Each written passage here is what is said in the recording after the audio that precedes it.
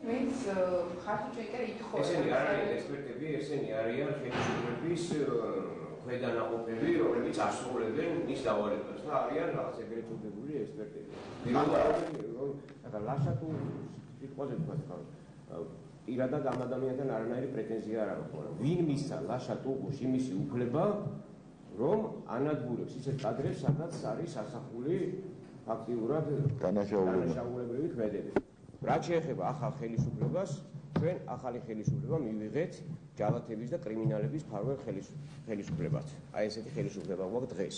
და ის რომ ბატონი პრემიერი გუშინდელ პრესკონფერენციაზე იძახის, რომ ნაციონალურ მოძრაობაში არიან ნიჭიერი ადამიანები, ვეთანხმები მე ბატონ პრემიერს, დიახ, არიან ნიჭიერი ნაძირლები, ოღონდ ერთი სიტყვა დაავიზდა ნაძირა და იმიტომ რომ ნაციონალურ მოძრაობაში ადამიანები მოვიაზრებთ იმ კრიმინალებს და იმ ჯალათებს, რომლებიც თარეშობდნენ 9 წლის მანძილზე ჩვენი ქვეყნის მოსახლეობას.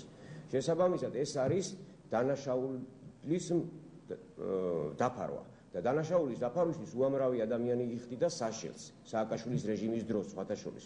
და დანაშაულის დაფარვა კი არ არის, უკვე დანაშაულის მფარველობაა ეს. და დანაშაულის მფარველობა მოგეხსენებათ უფრო მეტი დანაშაულია ვიდრე თვითონ დანაშაული.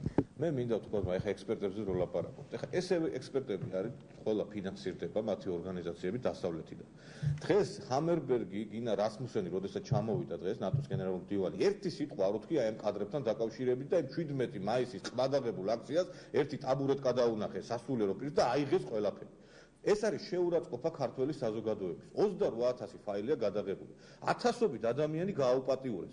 და დღეს არავინ არ სვამს კითხვას, აი ეს კადრები რო არის შექმნილი, ამაზე ვინმე პასუხისგებაში მიეცა? რატო ამბობენ იმას, რომ მან დამეწოდა განადგურდეს ეს კადრები?